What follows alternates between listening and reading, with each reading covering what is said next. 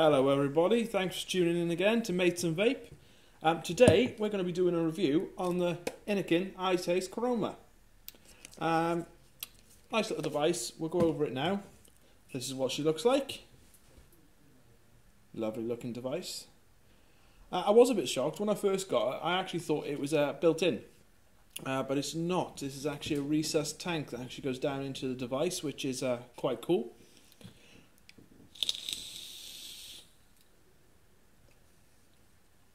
Not bad. Right then, what should we say about it? How should we get started with this? Right, well, first of all, this is a up to 75 watt device, temperature controlled. It will do between 150 and 315 degrees centigrade or 300 to 1600 degrees Fahrenheit.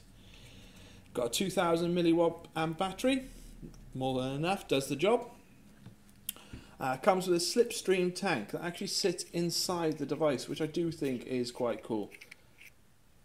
Especially for people who have a tendency to break their tanks. This is TDP compliant, so it is a 2mm tank. Right, sorry, bear with me. Just got to change the coil. I've taken it off. Right. First of all, what we'll do is we'll go through the box, what you get in the kit, and then we'll go over some of the features with it. Okay, so here's the box. Take it all apart for you. In the box, you get your extended 510. I'll go through this, what you can do with this now shortly. Underneath you have your instruction manual,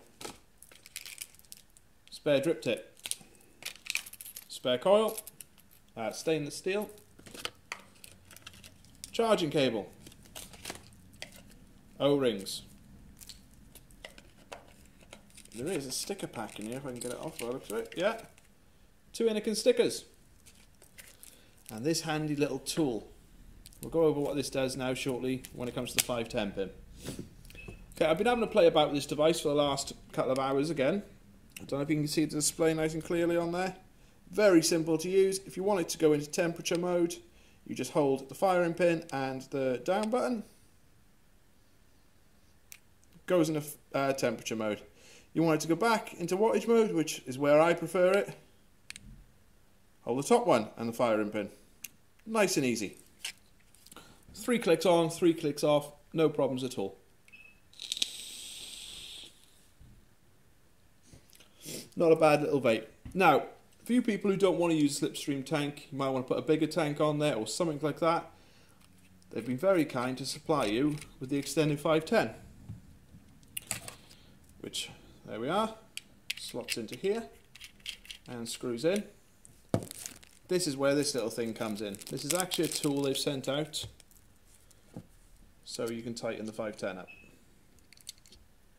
Obviously don't over tight it because it is spring loaded, and inside this 510 pin it does protrude on the bottom to connect nicely. I haven't got another tank set out at the minute, but we will use this one again. And you have it like that. One problem we have found with this is if you've got a protruding 510 pin on your tank, it doesn't sit flush at the moment, guys. That's one thing I believe Innokin are looking at.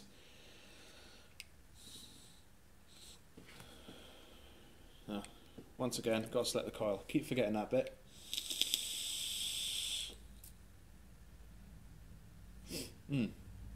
I personally prefer the tank above, I must be honest. The slipstream tank, not really much I can go into about it. Top airflow. Child proof, so you've got to push down on it to open it. There we are. You heard the click in there. Comes off. Coil comes out.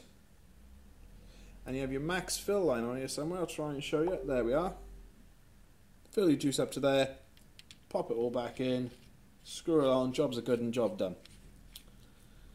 Rightio then. This does come in a load of lovely colours. I've seen the purple one, which I am a fan on.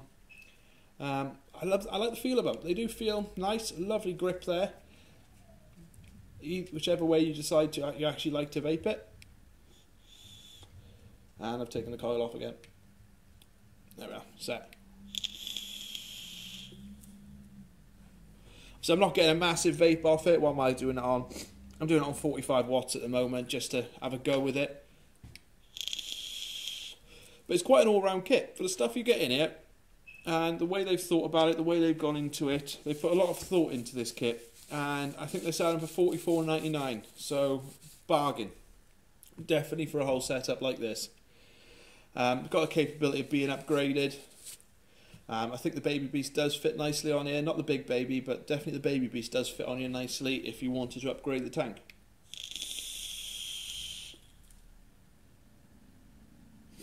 Lovely. So it's got a nice enough size battery. Only thing I would like is, I don't know if you can see it quite clearly, guys, the screen's got quite a heavy tint on it, which you'd think would be good. But the amount of times I've had to double look at it because the light gets on it the wrong way. Just wish they'd made this just a little bit more clear. But there's not much else I can say. I do think when you've got the 510 pin, and even though I do like it, it is quite ugly. Lots of gaps down there and everything. Before I finish, I will show you the problem with the 510 pin, if I can. Right, at the moment, if you can see the pin, bad camera shot, I need to try and focus it in. As you can see, it's not really protruding. What I'll do is, I'll just grab my, I think the Beast will do just for now, just because it's got a bit more of a pin on it. Yeah. Screw this one on. Now if you watch the pin, it should start poking out. There we are. Can you see that, guys? And that's what's making it not sit nicely on the device. Even though the 510 pin here is quite springy, it's not that springy. That's one thing Innokin have got to look at. Whether it was designed purposely to only take their tanks, I don't know. But all in all, it's a nice little kit. Especially for people who are coming up, you know, you start off on your pens and stuff like that. I think I would describe this as a starter kit more than anything else. Coil.